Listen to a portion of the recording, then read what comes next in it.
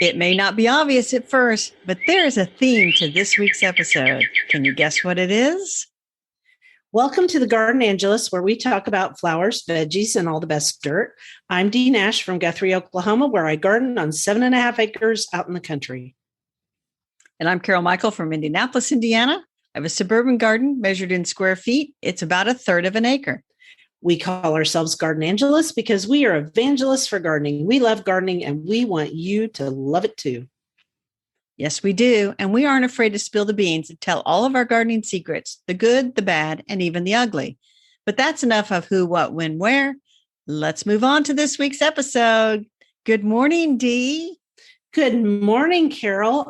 You're just so perky, you can hardly stand yourself, and I know why. Because before we start recording, I've been out in the garden. Yeah, I drank coffee. Yeah. I've been puttering around. I've been weeding, planted a few things at the containers next door because that's the kind of neighbor I am. Got the bird feeders filled.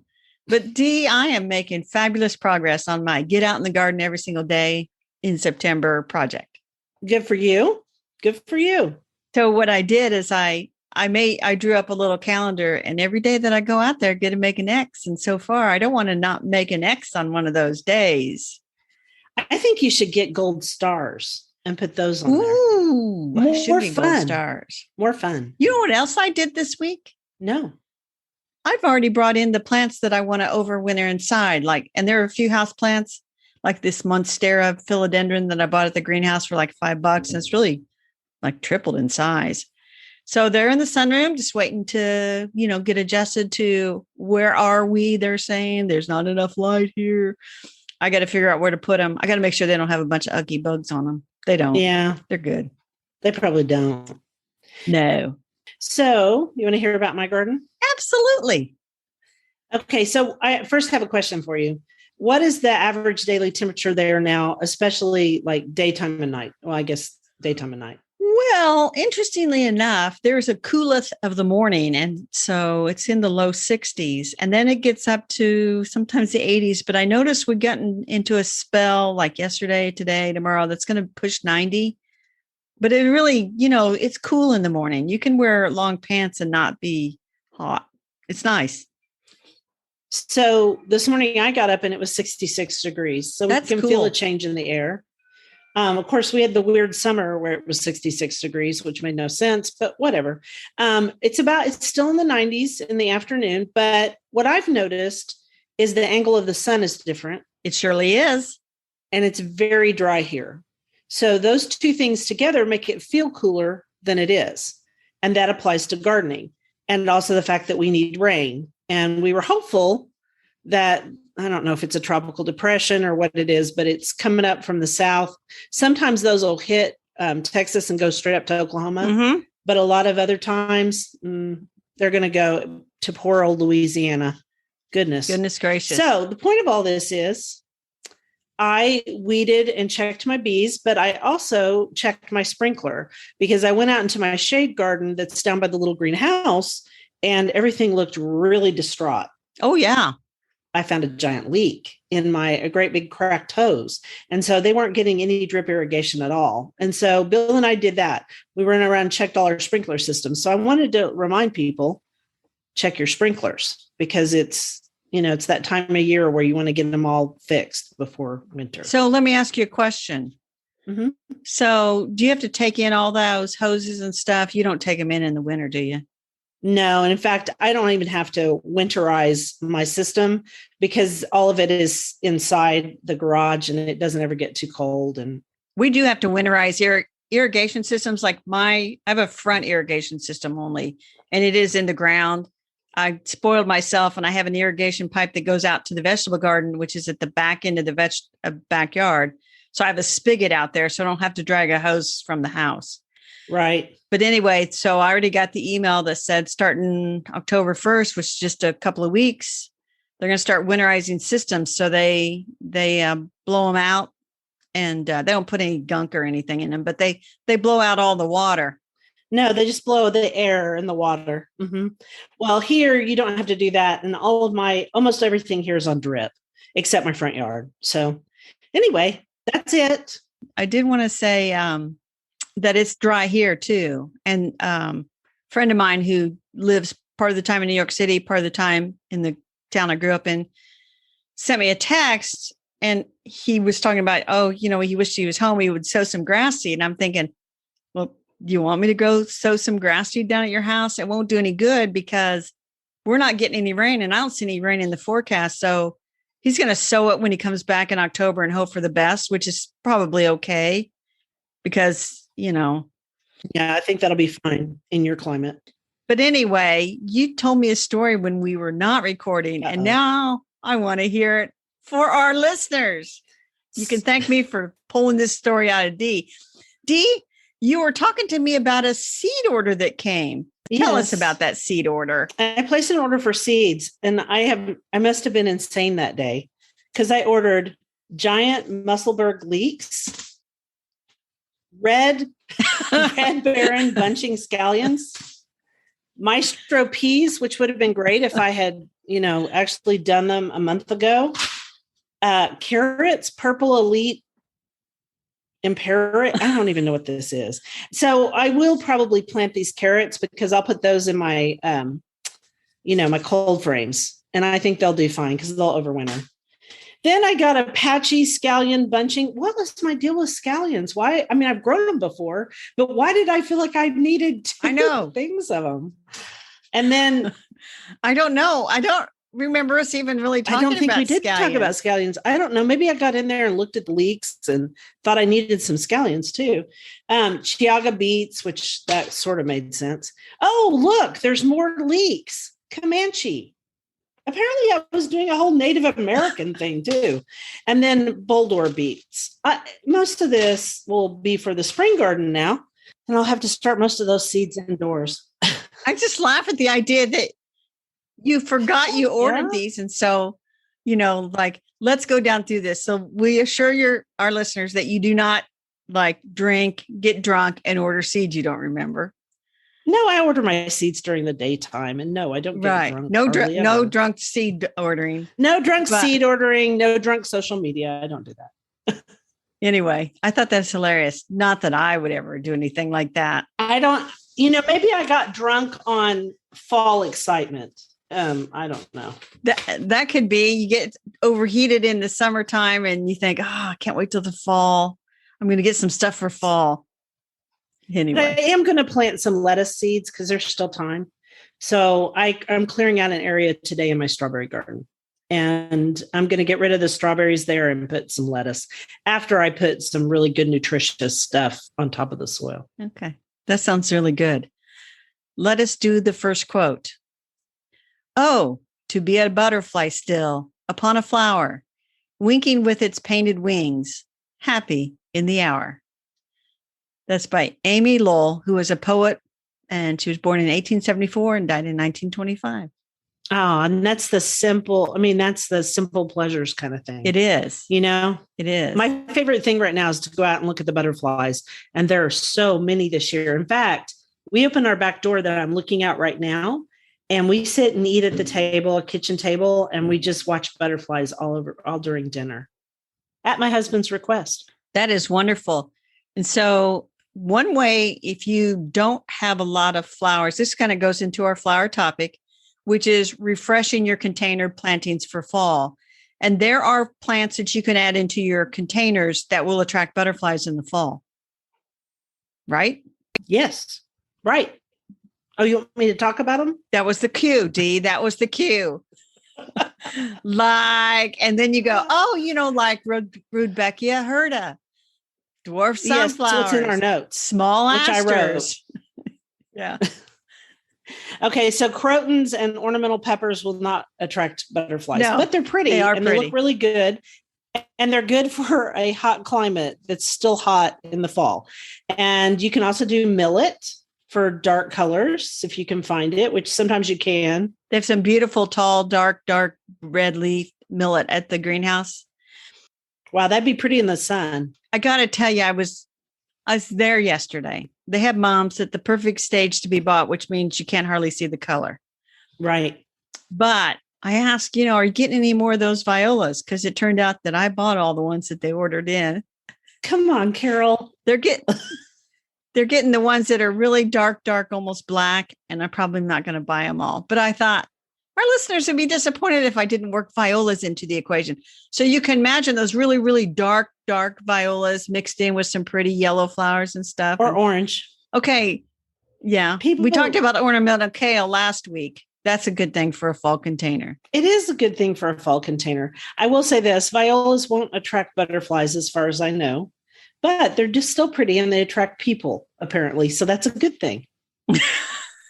Anyway, my bad. I did want to point out, when I think about the fall containers, I should back up. When we do summer, it's like you want to stuff things in, but you want to allow for growth because stuff's going to grow all summer. Mm-hmm. So with fall, I think you just stuff everything in there and make a big, beautiful container planting because you're not so concerned that things have to grow to a maturity. You want fairly mature flowers.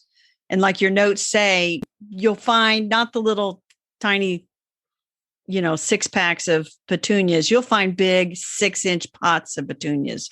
Right. Or 6-inch pots of whatever, because they know that your planting is only going to last for a month and a half or 2 months. Right. Depending on if you cover it, because you have to cover it. But this is going to lead us into this thing that you were really into. Yeah. So I started following Mr. Plant Geek, Michael Perry, Mr. Plant Geek. I think that's his name, pretty sure. And he's talked about this Barakura style planting that he says originated in Japan. And it's like the Japanese interpretation of English planting, where they plant up a container like it's a flower arrangement and put all kinds of stuff in there. Right. With the idea that it doesn't have to last forever, but it's beautiful. And so I'm going to link to Mr. Plant Geek's website so people can see these, because I think it's really could give some inspiration for how to go over the top with your fall containers. Yeah. And you heard him on Garden Com, right? Wasn't he a Garden Com speaker? Yeah. He has a podcast too. He does with a woman named Ellen Mary, and it's called Plant-Based Podcast. He's not really a plant breeder, but he's a plant selector kind of. He worked for Thompson & Morgan Seed Company for a long time, finding new varieties for them. He's traveled all over the world. He's just a plant geek. That's why he calls himself Mr. Plant Geek. I like it. It's just, yeah. So I thought there was some inspiration in that style of planting. Just cram it all in there. Which is kind of how Dee does plantings, period. I cram them all in there. Yes. It doesn't matter what time of year. Big pot, lots of stuff, drip irrigation. That's what I do. All right. Ready for the next quote? Yep. Not like last week. You get to actually do some quotes. Well, thanks, Miss Bossy. Okay. Happiness is a butterfly, which when pursued is always just beyond your grasp, but which, if you will sit down quietly, may alight upon you. And that was by Nathaniel Hawthorne. And I think that's true.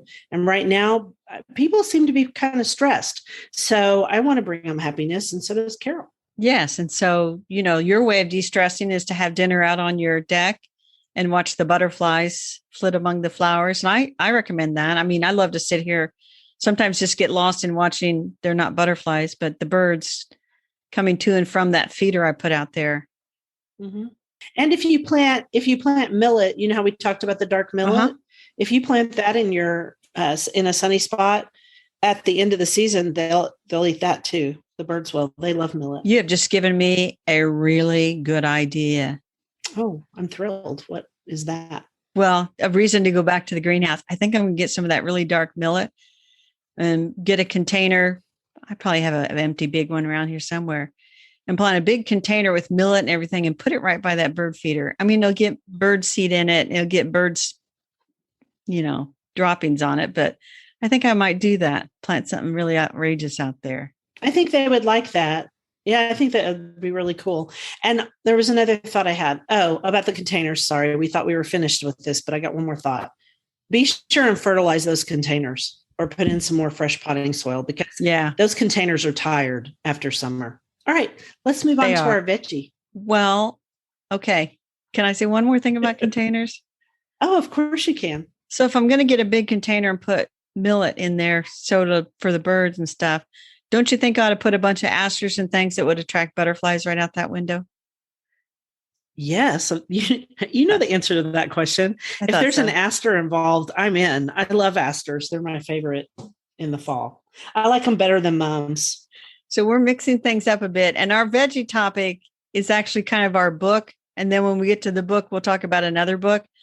But we both got a new book called The Vegetable Garden Pest Handbook by Susan Mulvihill, somebody that we both know.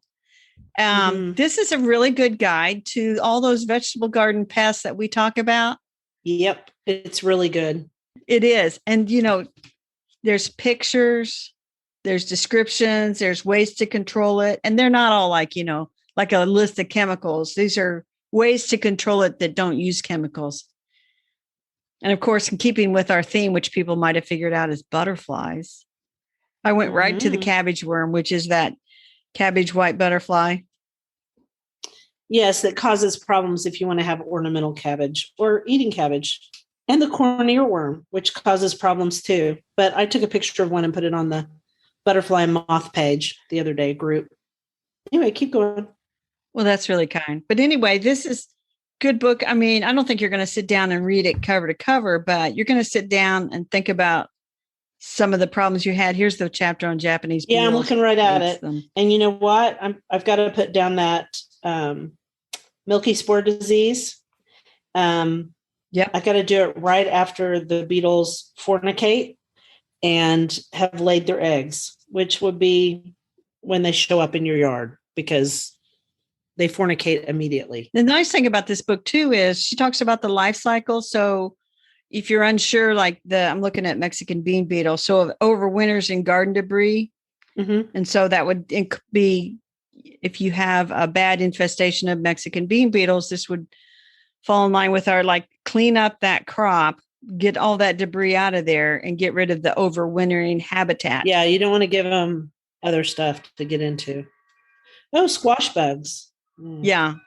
And she also, lest you think it's all bad, she has beneficial insects in there too.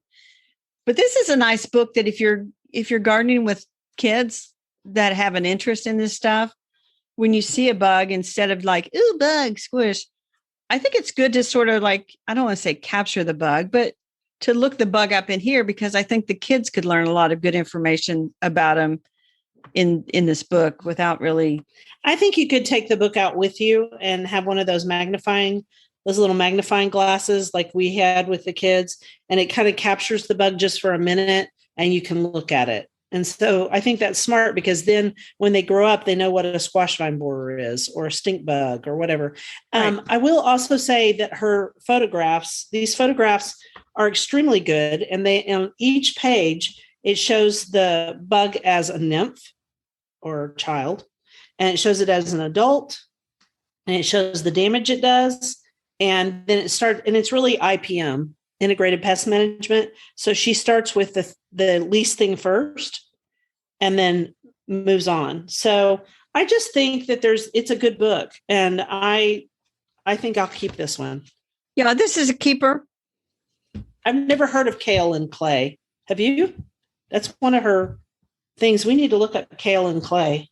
She talks about that quite a bit for controls of different insects. It's spelled Kaolyn, and I've never heard of it before. So for next week, we will look that up. Oh, I just found another seed order. Good Lord. Okay, there's another seed order over there. Something.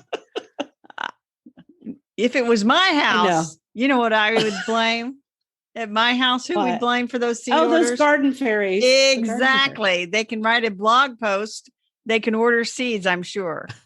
So anyway, they ordered them and sent them to my house. That is the Vegetable Garden Pest Handbook by Susan Mulvihill, and it is from our friends at Cool Springs Press.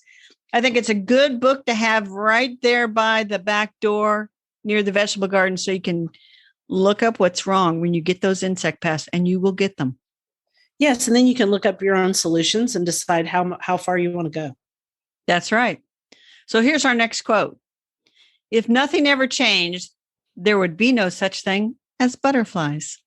Wendy Mass. I don't know Wendy, but she's absolutely right.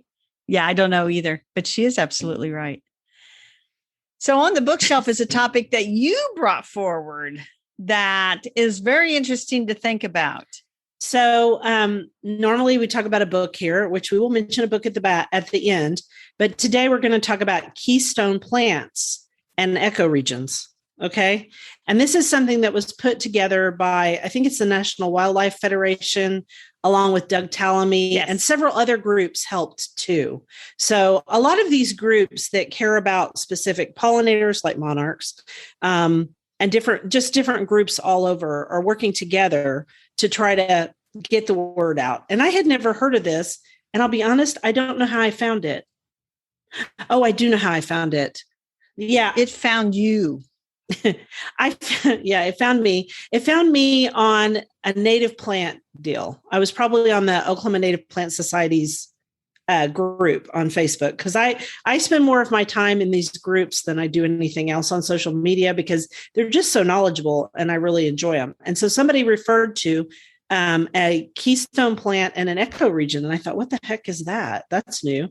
So I went over and looked, and you and I are in the same ecoregion, which is 9, and it's the Great Plains, which we knew. The interesting thing is, when I was in college, I took a class in soil science. Ooh, you can imagine. And we went on a soil science field trip in a bus.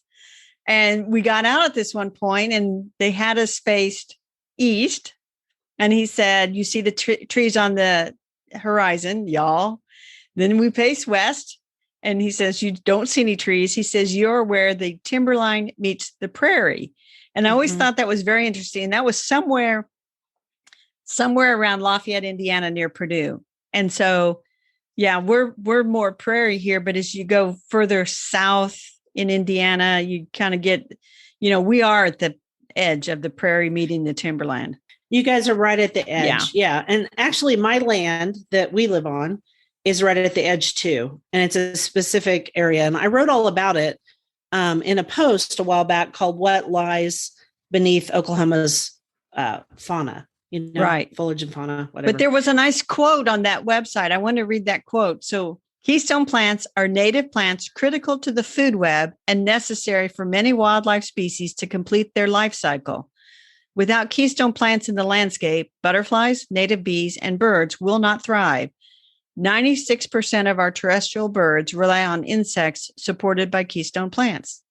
So when you spray and kill caterpillars, for example, you're taking away the bird's food source. And what he actually, and I've seen him speak, I'm sure that was by Doug Tallamy, right? Wasn't that by Doug Tallamy? Yeah, because it sounds just like him. And he wrote part of the stuff for this, and I'm sure it was him. One of the things that he did a really good job on in his talk, the one I saw, was he explained about how oak trees, which is a keystone plant in our part of the world, and also his part of the world, which is further east, it's a keystone plant because he went around and he actually measured all the insects on that tree. And you can't even see any damage on the tree because those insects evolved with that tree. So when the armyworms, for example, came through, they killed Bermuda grass and fescue. All right. Those are not native species. The native grasses in my lawn were unaffected. And that's something to think about. I never really noticed that, but I thought of Doug Tallamy when I was watching what was going on in my own yard. So I have to admit, I have not heard of some of the trees and shrubs that are on our list as keystone plants. I have several of them. In fact, I have a lot of the perennials, but we're going to link to our region, and then you guys can find it for your region if you're not part of this. Most of you are from Indiana or Oklahoma or Texas, so you probably are.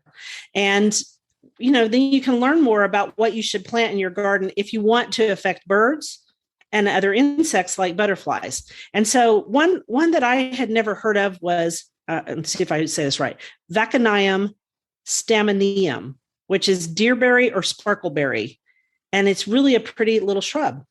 And I'm going to plant one. Yeah, I'd buy it just for the name sparkleberry. I know. But so often we are limited by what the nurserymen grow.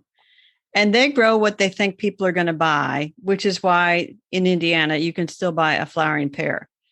And so the more people start asking for, don't buy it. Don't buy it. The more people ask for the keystone plants, the more you will find the keystone plants available to buy. So it may take a little bit of time, and you may look different to your neighbors, but who cares? They already think the crazy gardening lady lives here anyway, so it don't matter. And the other thing is you probably will have to order some of these plants online from specialty nurseries.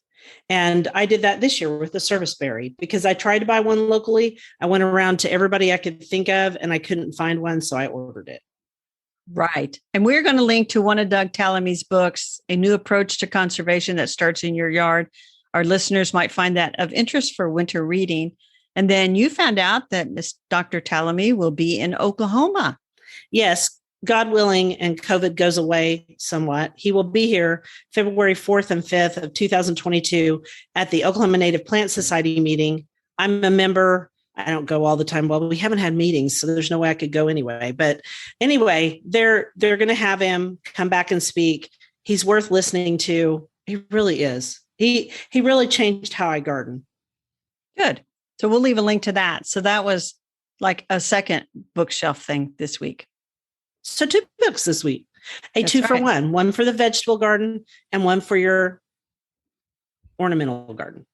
So we'll hold the next quote. We're going to talk about dirt. Then we're going to do the next quote. You know, the dirt is, we both kind of came to this conclusion because we started listening to these book podcasts like Book Talk, etc. Yeah. And they talked about how let's face it, there's only so many hours in a day, and you only have so many days in your life. And so that means you can't read every single book. So it's okay to say, I ain't going to read this one beyond the first chapter. It's not very good. And really gets you thinking about what books are you going to read. So of course we garden. Yeah. So guess what that means? We were thinking about what plants can you grow? Because I actually called Carol. We talk all the time in between here. And I called her when I was in the car because I always get my best ideas in the car. And I was listening to that podcast, which she had already heard. And they were discussing that you can only read so many. And I thought, well, you can only grow so many plants. Exactly. Grow the plants you love, which is one of the chapters in my new book. Mm-hmm. Get rid of the ones you don't. Yes, because here's the thing. If something's not thriving in your garden, it's okay to get rid of it. Exactly. Don't plant stuff that's invasive. I don't care how much you like it. Just don't do it. Find out what the invasives are in your area. Because I had a long talk with people about freaking trumpet vine this week. And it was on my page, which Carol doesn't do social media, but I had a client and I went to see her and she did not plant this trumpet vine, the people that lived there before. Carol, I'm going to send you pictures and other people can go look at my page on Facebook. This trumpet vine has taken over her whole freaking yard. And not only that, it's like kudzu. It is exactly like kudzu. It's engulfed a tree. It's done all kinds of things. And she's like, what do I do? And this is one of the few times that I said, you cut that sucker way, way back and you use the big R, the biggest of the big R's, because that thing is so invasive, it's going to travel to our forests. It's not, when we talk about aggressive versus invasive, there's a big difference. This plant is invasive and it's scary. So there you go. I took pictures of it and posted about it. It started a huge conversation. Well, for my page anyway. And I think it was really a good one. That's good. So our dirt really is grow the plants you love. And if you don't love a plant, get it out. Or if it's not thriving, don't wait around years for it. There's only so many plants you're going to be able to grow. So get rid of that one, get another one. And if you love something that's bad, get rid of it anyway. Exactly. So now the next quote, because it ties into my rabbit hole. Sometimes I fall back pretty hard on the butterflies and the flowers. What a privilege to have been around for all of this. That's by Wendell Berry, and that gave me chills. That's how I feel whenever I go out in the garden. Yes, especially this time of year when there are so many butterflies. My gosh. So many. Best butterfly year ever here. And I think it's because we had rain. And I think it's because I grow a lot of things for them now. But my rabbit hole was Wendell Berry and his novels about the folks of Port William. You got me onto this, I think. Yes, I did. Because I explained that Jayber Crow, which we're both reading, that it's just part of a series. And you're a much faster reader than I am because I watch TV at night with my husband. Yeah. So tell about it. I'm just reading a bunch of Wendell Berry, like Jayber Crow. And then it's like there are 6 novels related to this fictional town of Port William in Kentucky. And I've read Hannah Coulter and a couple others. Nathan But Coulter. I told you, I said I have to take breaks in between because it just after a while it kind of gets to you and it's like, oh man. So Yeah, many. she's dying for me to finish Jayber Crow so that we can talk about it because there's some themes in it that are really deep themes. Yes, very deep themes. It doesn't seem deep because when you're reading it, it's just about that guy's life in this small town, which is based upon Wendell Berry's town, I'm sure, and where he grew up and all that kind of stuff. But Wendell Berry is a American treasure as a He writer is. and received all kinds of awards. He's in his mid to late 80s, still lives on the farm that he has in Kentucky. And so in between Wendell Berry, I have to cleanse my mind with silly books like The Willoughbys by Lois Lowry, which is hilarious. That sounds like a lot of fun. But anyway, and then your rabbit hole. My rabbit hole was kind of serious too. And it was all about 9/11. We're recording this on the 13th. So we've just been through 9/11. And I spent a lot of time reading some really, really good articles in the New Yorker. And also, I'm trying to, Esquire had a good article. There were just some really good articles about different aspects that we hadn't thought about. And these were deep dive articles like people used to write, not this silly stuff that you see now. And by that, and I say that as a journalist, I mean, these were really well-researched articles and it was very touching. Now, how does this relate to gardening? Well, it does, because the Flight 93 Memorial is in where the passengers on the plane basically kept the terrorists from flying into either the Capitol or the White House. They ended up, the terrorists ditched the plane down over Pennsylvania. Here's the good news. The Flight 93 Memorial is now a national park. And I went and looked it up, and I'm going to go there because it's set in the middle of a beautiful prairie wildflower sanctuary. Mm-hmm. And it just looked really, really good. And it just seems really fitting. And there's also something called the Tower of Voices, which has a bell for each person that died on the plane. And I just think it looked very touching, and it's a garden. I love that it's in a garden.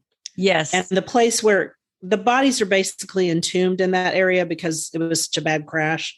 And so the place where it's entombed is just like the memorial here in Oklahoma City. Not everybody can go to that area, only family members. And I can't remember it's basically family members. And that's the same thing here at our national memorial. You can't go on the lawn where the bodies were found unless you're a member of the family. And I actually am, because my husband's cousin died in our bombing. So I found all of this very touching. And although it's sad, something really good came out of it and really beautiful. Yes. And if you can find it, Dee, Wendell Berry wrote an essay 2 or 3 days after 9/11 happened back in 2001. And then, and I'll find it again. There's a YouTube video of him. I think it's in 2017, talking about how little has changed since 2001. It's very, very insightful. And it reminds me of another Wendell Berry quote I read, that after several generations of technological progress, in fact, we have become a people who cannot think about anything important. Isn't that the truth? It is the truth. And I will say that a lot of the stuff I was reading was written back in 2006, 2005. And it was referenced. I all got started on this because of Peggy Noonan. I was reading Peggy Noonan's current piece, her current op-ed, and she referred back to some of her old ones that she had written right after the thing happened.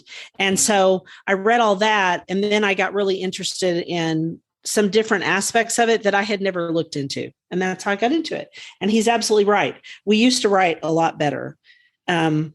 And that you and I are trying to write well, but that means you can't do much tech. That was from I'll call it a booklet he published called Why I Will Never Buy a Computer in the 1980s. Right, which he doesn't even type. He just writes by hand. And I honestly think he's such a deep thinker, partly because of just who he is. But I also think he's a deep thinker because he isn't constantly barraged by all of this silly news, like the fact that Madonna was at the VMAs. That was this morning. I have no idea. Cares? All right, go we on. we need to get back to gardening. We have one way over. I am keeping time this time. And Dee, this is going to be one of our longest podcast episodes ever. Tell me about your garden commission. I told her there was a lot in this. Okay, quickly, keep weeding, mulch the vegetable garden, start taking down the tomato plants. They're not producing much, and I'm tired of looking at them. So I'm getting ready to pull those out. Oh, mine are still producing pretty good. So I'm going to leave them. But I'm going to keep going one day at a time. I'm going to keep Xing off each day, about an hour in the garden. It really has made a difference. And I don't feel like I've given up like entire days to be out there struggling in the heat. I feel like I can go out there, garden for, 60, 90 minutes and get a lot done. And then take time to watch the butterflies. Always watch the butterflies. That's what we should tell everybody. Take time to watch the butterflies. Anyway, we want to thank you for listening to The Garden Angelist. If you like our podcast, please tell your friends about us. Also, hit that subscribe button so you don't miss a single episode. And if you listen to Apple Podcasts, we'd love a 5-star review that helps us get noticed by others. Could you also share our podcast with your gardening friends? Word of mouth is still the best way to get the word out there.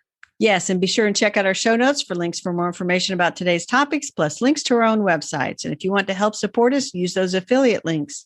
If you buy something after clicking through on them, we earn a small commission and it costs you nothing. It was lovely to chat with all of you over the garden gate today. Bye until next week. Bye, everybody.